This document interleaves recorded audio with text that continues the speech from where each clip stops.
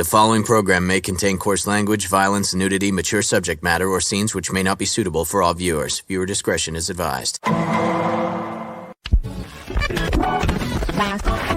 All Hit Radio.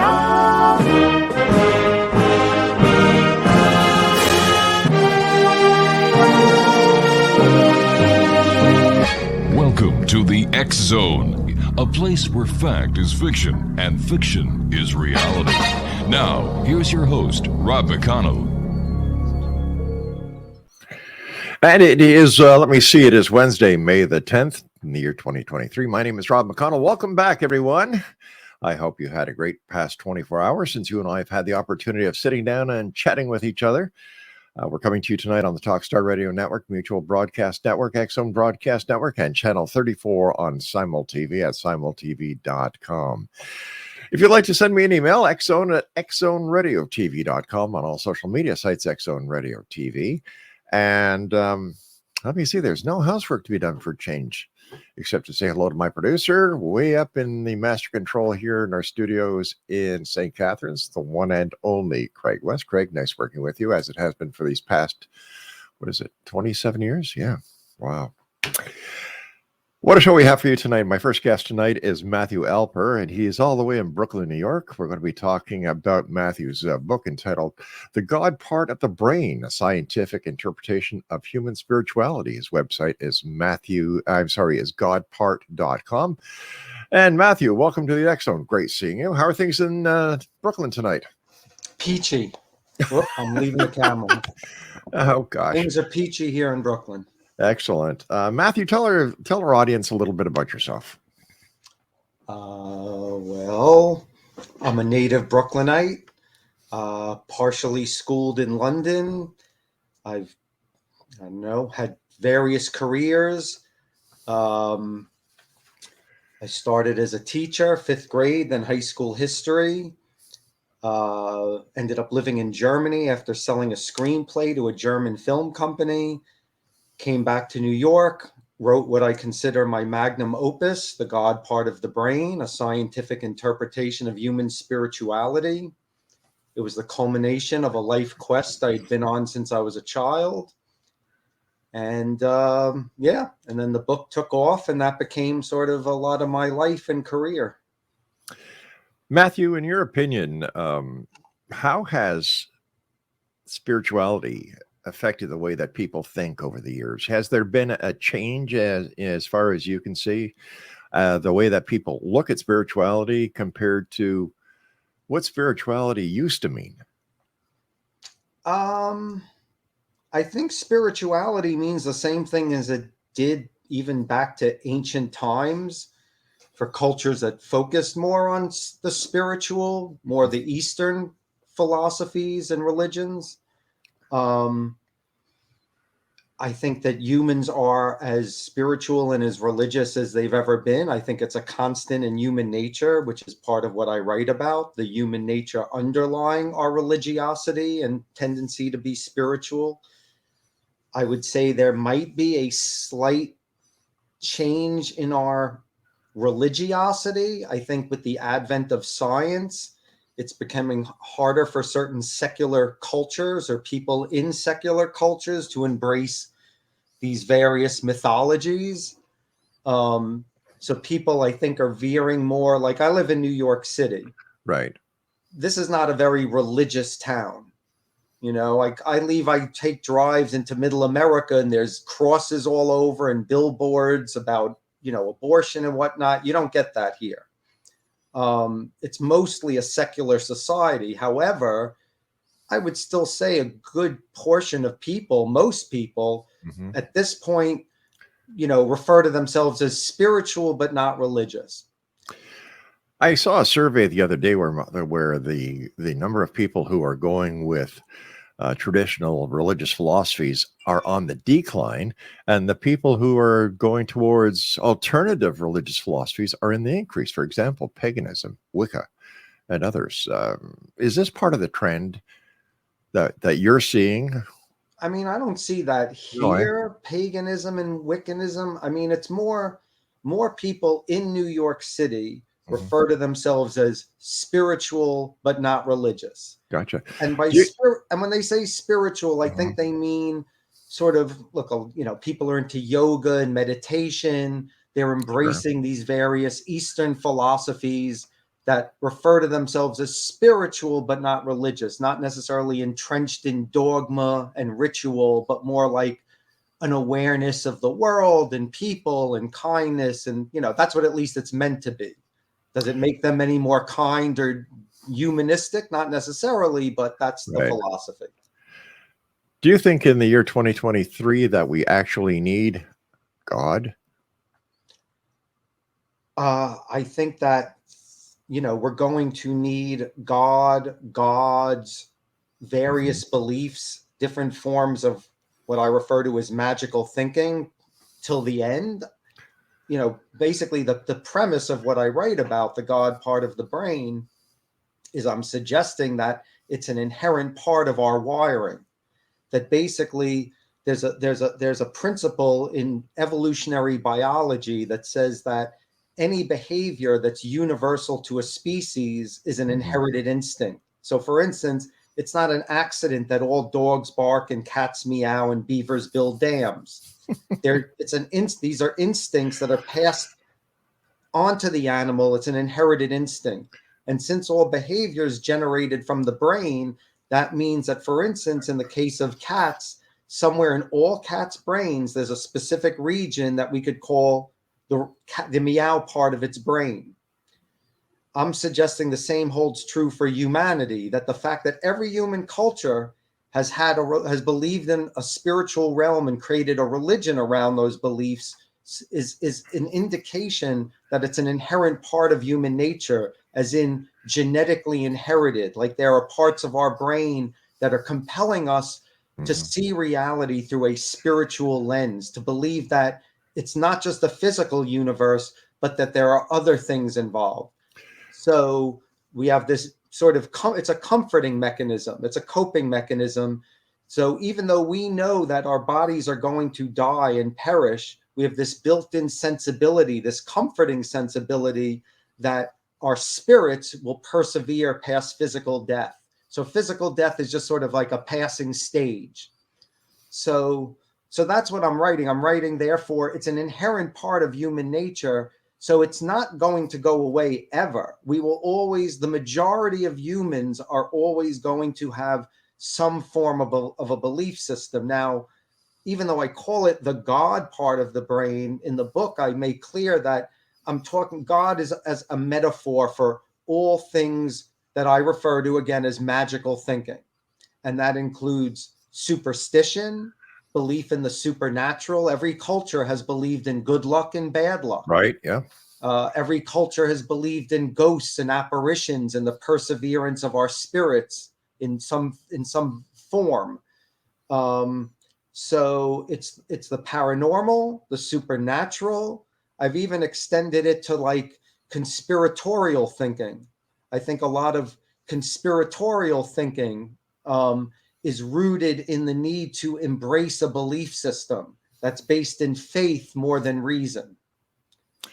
Could it be that we, as a human species, needed something like God in order to try and understand what life is all about, as well as being a comforting factor, as you pointed out? Sure. I mean, that's more on the sociological end. It has provided us, it's, how we've come up with solutions to the Mhm. problems we've had.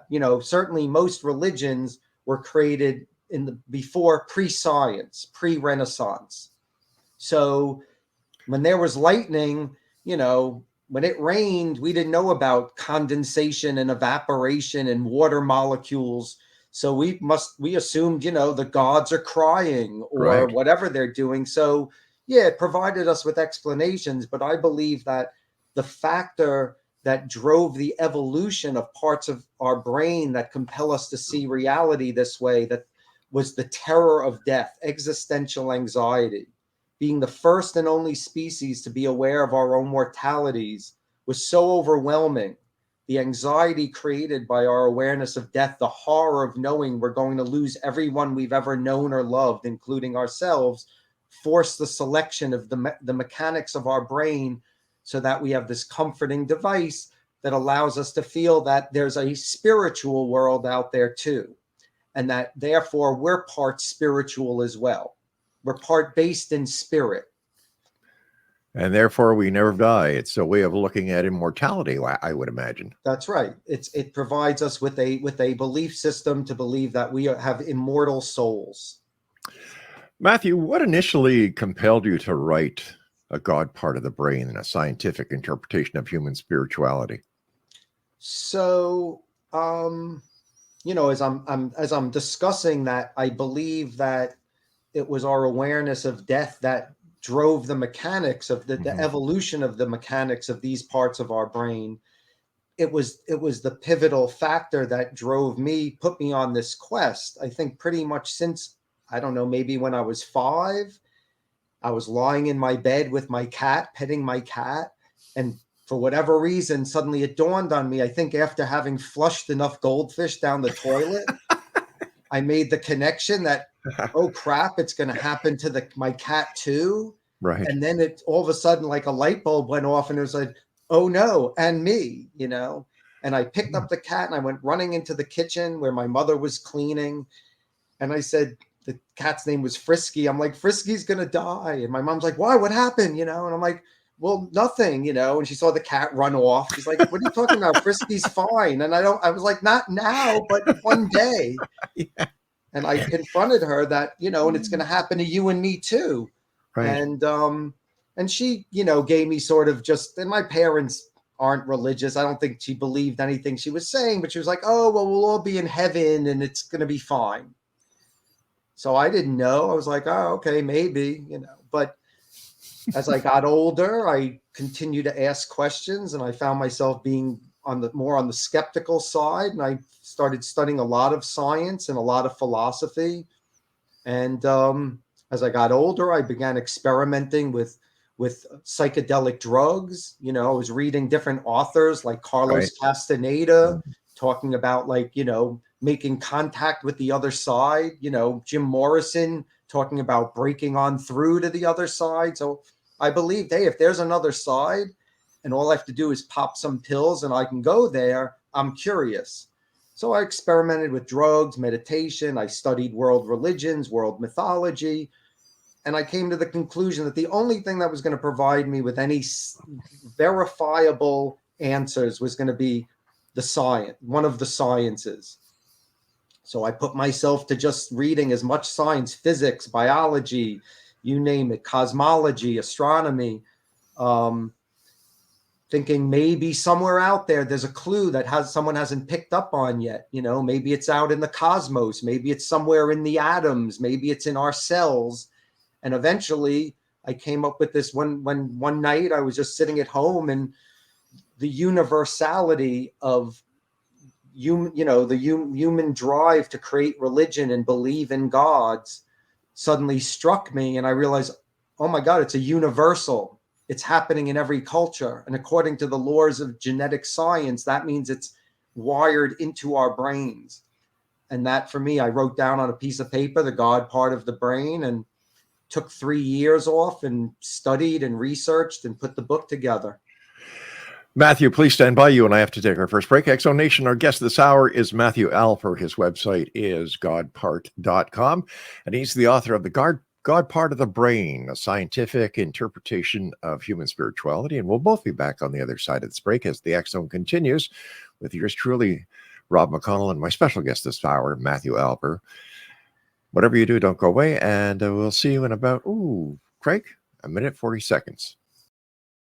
And welcome back, everyone. Before we get back to our guest this hour, Matthew Alper, I'd just like to remind everyone that if you'd like free access to 50, that's 50, exclusive TV channels, 95 online video games, and thousands of on-demand movies, all for free, no strings attached. No, you don't have to buy anything. You don't have to sign up for anything. All you need to do is go to 50forfree.ca. That's 50, www.unconventional.ca. And just follow the very simple links. And Bob's your uncle. Guess you can call me Uncle Bob from now on. And this is with the compliments of the X Zone Radio TV show, the X Zone TV channel, and of course, our good friends and broadcast partners, Simul TV. Once again, that website is www.50forfree.ca. Matthew Alper is my guest. He is the author of The God Part of the Brain, a scientific interpretation of human spirituality, and his website is godpart.com. Matthew, can you explain the premise of the idea of a God part of the brain? Right. So, well, as I was saying, so there's a principle in evolutionary biology that says that if there's a cognitive trait that's universal to a species, it means it's genetically inherited. So again, the fact that every human culture has language, which would suggest we're a linguistic animal. That doesn't come out of thin air, our capacity for language. It's because there are regions in our brain that enable us with that capacity. With the help of neuroscience, we know about the Wernicke's area, the Broca's area, the angular gyrus, parts of the brain specific to our linguistic intelligence. If you damage one of those parts, you'll suffer what's called a linguistic aphasia, some disability to your capacity to either comprehend or communicate language. So again, I applied that principle to the fact that every human culture has believed in gods and deities and spiritual realities and good luck and bad luck, etc., suggesting that's an inherent part of human nature. So I'm suggesting there are parts of our brain, and it's not that I'm suggesting it at this point. At this point, they've been putting people in various neural scans for years now and finding that regardless of what God you pray to, when you do pray or meditate, the same parts of the brain are lighting up. There are parts of our brain that are specific to enabling us to have these experiences. It's why, for instance, various cultures throughout human history have used certain plants to induce a religious experience because it's coming from the chemistry of the brain. It's not that we're making contact with some alternate outside transcendental realm, but the chemicals from the plants we're ingesting are compelling us to believe that we are making contact with another realm. So when I talk about the God part of the brain, I'm talking about those parts of the brain that are responsible for making us a religious animal and a spiritual animal. But if humans are hardwired, Matthew, to believe in spirituality and spiritual reality, as well as a God, why are there atheists? Okay, well, that would be chapter 10 of my book. So there's also a principle with evolutionary biology that says that for every trait we possess, we fall into a bell curve. So for instance, if we took a simple physical trait like height and we rounded up 1,000 people from any population and we measured their height, they would fall into a bell curve. Most people would be of what we would call average height. But on the tapering extremes, there would be like 10 to 15% of people who would be shorter than average and 10 to 15% of people who would be taller than average. You apply that to something like musicality. Humans are a musical animal. Most of us have what we would call average musical potential. If we're trained, we can learn an instrument. We can hum a song. We can sing along with a song. However, on the tapering extremes of that bell curve, some of us are born tone deaf. And on the other side, some of us are born musical savants. We're gifted musically. It's an innate thing. Kids who are 5 years old who hear Beethoven for the first time sit down at a piano and can play note for note in perfect time. So it's part of our wiring. So I'm suggesting if it's part of our wiring, the same bell curve will apply.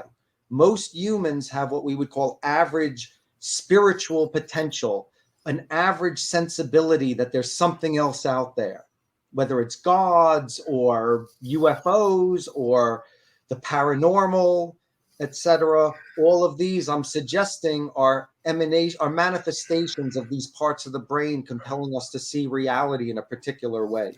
Some of us are wired with a deficiency. We're not particularly religious or spiritual. We don't have a lens that makes us perceive the world that way.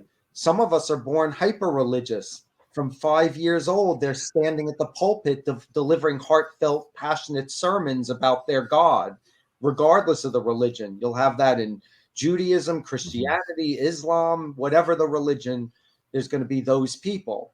So I'm suggesting that due to genetic variance, the same genetic variance that makes us all different individuals, it plays a role in the way we look at spirituality and religion. So as a species, we need to believe in something. Correct. I believe that as a species, awareness of death is just too debilitating for us to face reality, knowing that A, we're going to die, B, life has no real meaning or purpose. There's no greater being out there that we're connected to. We're just like, a momentary fart in the universe. We're here and gone, done for all eternity. That's a terrifying thought. Both that we're meaningless, B, that we're we're around for an infinitesimal point of time, and then we will cease to exist for all eternity. Now, I like what Mark Twain said on the matter. Someone asked him, because he was an atheist, don't you fear not existing for all eternity? And he said, well, I existed for all eternity before I was born. So, and that didn't seem to bother me. How true. Yeah. How very true. What about near-death experiences? Sure. Well, I write. I have a chapter, near-death experiences, in the book, and like every other aspect of religious belief, I approach it from a neurophysiological perspective, and I go into the research that's been done by the scientific community on what is happening when we have one. Now, first of all, it's another universal. People around the world, Asia, Africa, Australia, on every continent, people report having these types of experiences, meaning, again, it's probably an inherent part of our nature. Moreover, the symptoms are always the same: a white light, a feeling of a tunnel, a feeling of being connected, seeing their gods. Now, we have to realize when, let's say a fundamentalist Muslim in Saudi Arabia has a near-death experience, he's seeing Muhammad or Allah. When a Christian has one, they're seeing Jesus or Mary or, the Christian God, et cetera, et cetera. So is this to suggest that all the gods are real? Or is this to suggest then that we're all having a similar physiological experience that's prompting us to believe in our gods? Now, what the scientific community has found is that the key neurotransmitter behind near-death experiences is a neurotransmitter called glutamate. When the brain receives a diminished amount of oxygen, so let's say you get into an accident and you're bleeding out, or your heart stops, you have a heart attack, your brain's not getting normal amounts of oxygen, the brain starts to secrete glutamate, which does a few different things. One, it triggers the optic nerve flares up, so we see a white light. Two, it causes us to, I think it diminishes the blood flow to the amygdala where anxiety and fear is generated. So it calms us. If you have a heart attack or you're bleeding out, what does the body want to happen? You want the heart to slow down. You want to calm things down. You're pumping less blood out. So all of these are just physical symptoms to an experience that's essentially meant to comfort us and help us live when we're about to die. Now, people, for instance, who make claims like they died and came back, from a scientist's opinion, nobody dies and comes back. Now, the heart can stop. The heart's just an organ. The heart's just a pump. Boom, boom, boom, boom. That's all it is. We can get an artificial heart. We can lose our regular organic heart and get a motor, keeps us alive. When the heart stops, nobody dies. Just your body's no longer pumping blood. When the brain dies, consciousness ceases. Now, some people are in comas. Their brains have died, but their bodies are alive. So they've lost consciousness. So they're not technically dead. So it's when a combination of the heart stops and the brain dies, the cells in the brain die, that we're officially dead. So, nobody's ever come back from the dead, for instance. How do we explain these cases talking about near-death experiences where people claim that they've gone to the other side, they've stayed there for what they consider to be a significant amount of time, they've met with past loved ones, and they always get the message that, no, you can't stay here, you have to go back. Right. Is this something that the body does to try and subconsciously, or based on the hard wiring, as you describe it, that the body does to try and make sense of what's going on, or why it's had this diminishment of blood flow, or why the Sure. So you kind of answered the question in your question, because you used a key word, claim. Okay. When people claim all sorts of things. People claim they walked into the desert and they spoke with God. 99.9% of the time they're considered crazy, sometimes put in an institution. The 0.001% of the time they birth a new religion and they're considered prophets. But claim is the key word. Whenever the scientific community has investigated these things, the same community that gave us the technology allowing you and me to speak through a computer right now. Right. When they've investigated these same phenomena, no one in the scientific community has ever come to the conclusion that, yes, people have died and come back. If the scientific community, after studying these things, came to that conclusion, we could go to college, we could go to any school on earth, and we could study, like, I don't know what they would call it, but sort of, death experience studies or whatever, but basically, no, we study biology. And according to biology, you're dead, you're dead. There's no coming back. So the key word is claim. Now, look, anyone can write a book and say, I interviewed 50 people and this is what they said. We don't even know if he interviewed 50 people. We just know someone might be trying to sell books. Right, exactly. Even if they were genuine and they did interview 50 people who said, this is the experience I had, as you said, though, that means he interviewed 50 people who claim to have an experience. I'm suggesting the nature of the experience is organic, that what they're experiencing, I don't believe they're lying, like those people are telling lies to get attention. They really feel they had that experience because the way the brain is wired, right, you're wired to feel that those experiences are real. Matthew Alper is my very special guest this hour. He's the author of The God Part of the Brain, a scientific interpretation of human spirituality. His website is godpart.com, and we'll be back after this break at the bottom of the hour as the X Zone continues right here from the studios of Relmar McConnell Media Company in St. Catharines, Ontario, Canada. Don't go away. Matthew Alper is my special guest this hour, X Zone Nation. He's the author of The God Part of the Brain, a scientific interpretation of human spirituality. The website is godpart.com. Question for you, my friend. If we're all hardwired, why is it that some people believe in something? And for example, there are those who believe in UFOs, there are those who believe in ghosts, there are those who believe in a God, and others don't. If we're all hardwired, what differentiates one belief in one person compared to a non-belief in another? Right. Well, kind of as I think I answered that earlier when I was talking about the bell curve. Okay. That some of us are more wired, just like some of us are wired to be more musical or less musical. Gotcha. So I think the same applies to that. Actually, I have a question for you. Sure. And in the beginning of the show, there was an advisory warning that, there could be cursing, nudity. Mm-hmm. So I'm like, am I entitled to strip down naked while we're on the show? Is that cool?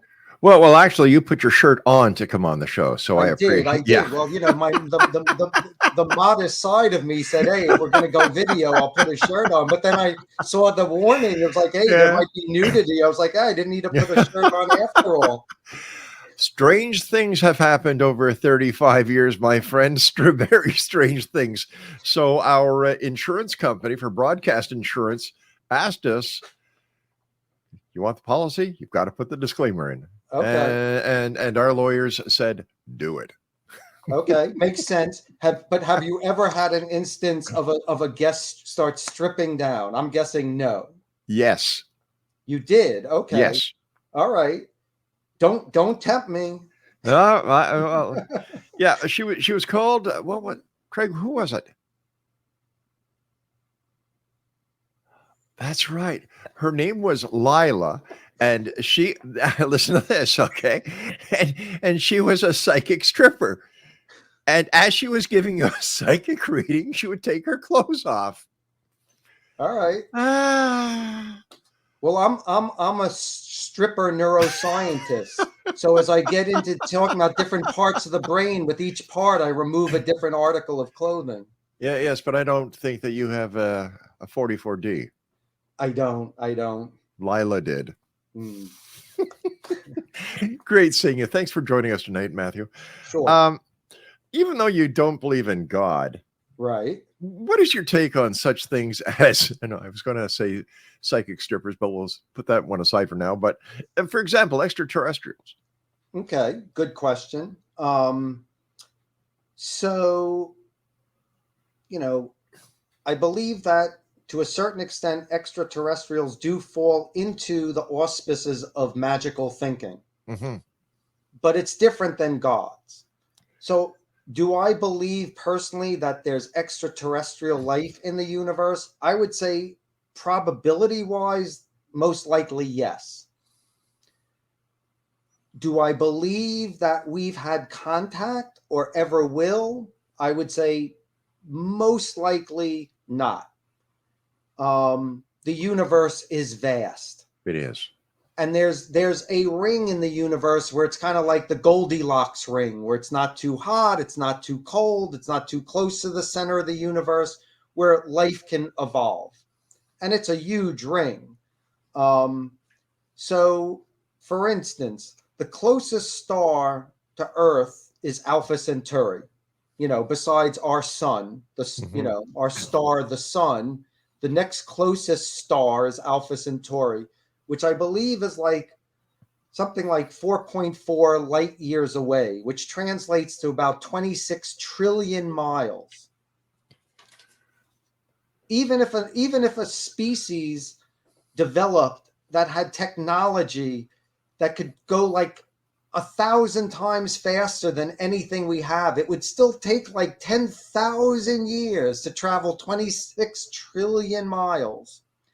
So do I believe, which would, even if it was a species, for instance, that lived 10,000 years per generation, they would have to dedicate themselves to endless generations just to get here. Now, do I believe there's any species on Alpha Centauri that's made that trip, come down, burnt a circle in a cornfield, and said, "Let's go home now"?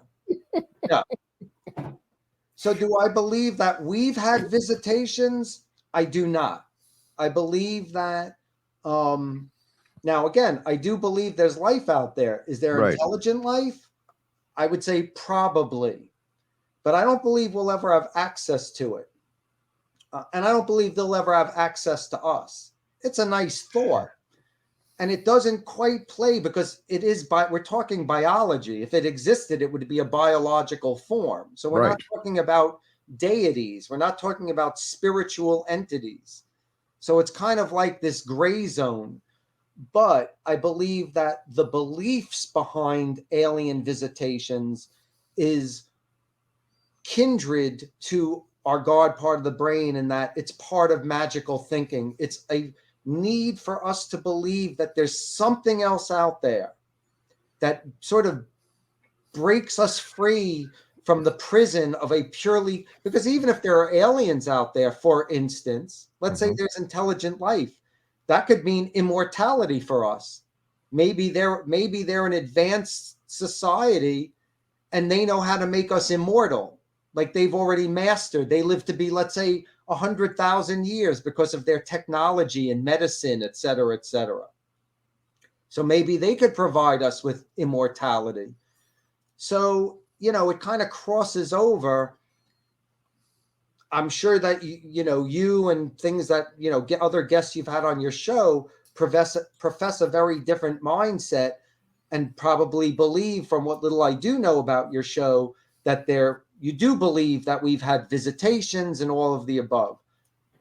I'm going to be contradictory in that regard and suggest that that's wishful thinking. That's Exactly. part of our need to believe that there's something else out there, because otherwise we're just left with ourselves and we're just ashes to ashes, dust to dust. And it's a very sad story with a very sad ending, and no one wants to have to face it.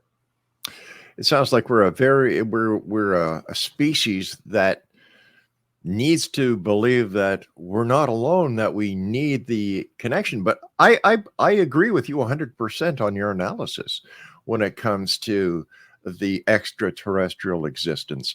Like you said, I've had hundreds of different guests talk about ETs, UFOs, and for some reason, they all believe that ET will be some sort of humanoid, that he will or she will stand up straight, he will have arms and legs. And my question to them, including many scientists we've had on, is, well, we are carbon-based units, but who says that life out there, if it does exist, is carbon-based? What happens if it's a species that is based on any other elements out there? Sure. And this perplexes them. They say, well, how can that be? Right. Well, part of the instinct I think that we have is to anthropomorphize, to project our humanity onto our beliefs. Look at the gods of every religion. They're humans. Right. They're humans with wings, or who breathe fire or fly or sit on a throne in the sky. They're humans. All of our gods are humans. The demons are not. Every culture also has demons, which are sort of, deformed humans with horns and scales. But for the most part, we anthropomorphize. So we do it to our aliens, we do it to our gods, etc. It seems that we're a binary existence, that that it's zeros and ones relate to good, bad, in, out, right, left. If you have a positive, you have to have a negative. It seems that when you cut through the crust of the matter, that we're a very simple species, that we ourselves complicate things, and it's our inability to accept the facts that create this illusion of extraterrestrials, angels, gods, and so on. I agree. Yeah. So let me ask you, Matthew, how do you see the human race or humanity evolving in the future? Have we stopped evolving, or will we continue to evolve? Okay. Also, an excellent question that I touch on in my book. So again, as I've sort of mentioned, I believe that our possession of these parts of our brain that compel us to see reality this way were birthed out of the fear of death, of our awareness of death. Right. So I have chapters in the book dedicated to why did we evolve this? And basically I say, so awareness of death, what makes us unique, which made us the first species to be aware of our own deaths, is we possess parts of our brain that enable us the capacity for self-conscious awareness. We're the only self-consciously aware organism. If you take chimps and put them in a cage with a mirror on one wall, for the first 4 days, they will act antagonistically towards their own reflection, but they can learn with time that it is their reflection. They're the only other animal that can even recognize their own reflection. But essentially, so what happened was humans became the first self-conscious organism. And the reason we evolved self-conscious awareness was because it provided us with an advantage that made us the most powerful species on Earth. Because basically it provided us with the capacity for self-modification. Because once humans evolved the capacity to say, I am, let's say it gets cold out, we get hit with another ice age. Unlike every other species on Earth that's going to have to wait millions of years to evolve a thicker coat of fur or a thicker layer of fat, humans can say, I am cold. And within an hour, we can sew ourselves a coat. So because of self-conscious awareness, we possess the capacity for self-modification. We can alter our environment at will. If we deem that it would be advantageous to fly, we're not sitting back waiting 10 million years to grow wings. We'll build them. So because of our brain power, we can basically now adapt to any environment, whereas every other species has to wait for natural selection to take place for it to adapt to a change in its environment. So I believe because of this capacity to adapt to any environment, to modify ourselves to meet any environment. I mean, at this point, we can travel even off the planet. We can go to the moon. So there's no environment we can't tackle. As a result, I believe basically we're done evolving. We've transcended the process of natural selection. So if we get hit with another ice age, it's not like suddenly, we're going to get a thicker coat of fur. I remember being a kid and reading comic books and, it was like man in the future. And there'd be images of like some sort of green humanoid with a giant head with veins on it, depicting like how big our brains have grown. Our brains aren't going to grow. We're just going to build computers. Computers are the new brain. So our brains aren't going to grow. Our capacity to create technologies that will be even more intelligent than we are will come to place. But again, we're never going to be an alien creature with a giant veiny head with 5 times the brain power. We don't need it. We have enough brain power right now to make a synthetic brain that will do the thinking for us. And we're seeing it. It's happening before our eyes. Like we live in the first generation in just the last couple of years where this is now a reality. And now there's the debate of like, did we just screw ourselves? Did we just create the matrix? Yeah, exactly. And that's no, I can give you a perfect example about that. And one of the many that are out there, what happened recently with the Writers Guild of America, they went on strike because they're afraid that artificial intelligence is going to replace writers and screenwriters and so on and so forth. As always, Matthew, I sincerely appreciate your time being with us. I, for one, am very glad that you wrote your book, The God Part of the Brain, A Scientific Interpretation of Human Spirituality. We need to look at both sides of the coin. We just can't be a society that says this is white, this is black. There has to be gray, because it's with the gray that we proceed and evolve as a species. And thank you so much for being with us tonight. Thanks for having me on. What are your final thoughts? What would you like to share with the Exo Nation tonight before we say goodnight? I don't know. I have no lasting wisdom. I'm not one of the prophets. Yeah. Be kind to thy neighbor. Oh, gosh. And thyself. To thine own self be true, right? And that too. I'd love to have the pleasure of having you back on the show again, because, I found this to be a great hour. So thank you so much. Continued success. You just let me know. Have your producer send me an email. Matthew, thank you so much. Take care of yourself. And once again, Exo Nation, our guest this hour has been Matthew Alper. He is the author of The God Part of the Brain, A Scientific Interpretation of Human Spirituality. Before we say so long, Matthew, where can they get a copy of your book? You can go to Amazon.com, BarnesandNoble.com. And if you want to learn a little bit more, you can go to www.godpart.com. Matthew, I'm sure many listeners will, and thank you for all your hard work and dedication in trying to put some sense into what is going on around us each and every moment of our life. Thank you very much, sir. Thanks, Rob. Really, thank you. Good night. Exonation, my guest this hour has been Matthew Alper. Once again, he is the author of The God Part of the Brain, a scientific interpretation of human spirituality. His website is godpart.com, and his book is available, as Matthew just said moments ago, at Amazon.com, Barnes & Noble, and all fine bookstores everywhere. I'll be back on the other side of the news at 6.5 minutes past the top of the hour as we continue here in the X Zone with yours truly, Rob McConnell, from our broadcast center and studios in St. Catharines, Ontario, Canada.